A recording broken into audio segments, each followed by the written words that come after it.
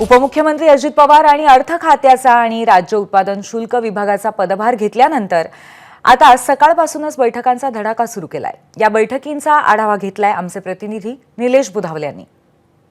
उपमुख्यमंत्री अजित पवार यांनी आपल्या अर्थ खात्याचा यासोबतच राज्य उत्पादन शुल्क विभागाचा पदभार घेतल्यानंतर आता कामाचा धडाका सुरू केल्याचं पाहायला मिळतंय।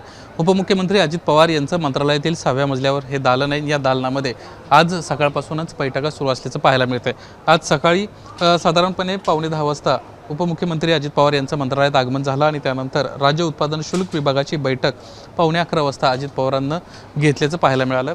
यानंतर पुन्हा एकदा वित्त विभागाचा आढावा 12 वाजता घेतला जाणार आहे। या आढाव्यामध्ये प्रामुख्याने आगामी काळातील वित्त विभागासमोर असणारी चॅलेंजेस या संदर्भामध्ये चर्चा होताना पाहायला मिळेल। तर राज्य उत्पादन शुल्क विभागाची जी बैठक या ठिकाणी घेण्यात आली त्या बैठकीमध्ये प्रामुख्याने राज्य उत्पादन शुल्क विभागाचा आतापर्यंतचा आढावा घेण्यात आलेला आहे। यापूर्वी हे खातं शंभूराजे देसाई यांच्याकडे होतं, आता मात्र हे उपमुख्यमंत्री अजित पवार यांच्याकडे हे खातं आलेलं आहे आणि त्यामुळेच अजित पवारांकडून सर्व खात्याचा जो आढावा आहे तो घेण्यास सुरुवात झाल्याचं पाहायला मिळतंय। आज सकाळीच अजित पवार मंत्रालयात दाखल झालेत आणि त्यांना या 2 महत्त्वाच्या विभागांचा जे त्यांच्याकडे विभाग आलेले आहेत त्याचा आढावा घ्यायला सुरुवात केल्याचं पाहायला मिळतंय। कॅमेरामन मनोज जयस्वालसह निलेश बुधावले, एबीपी माझा, मुंबई। एबीपी माझा, उघडा डोळे बघा नीट।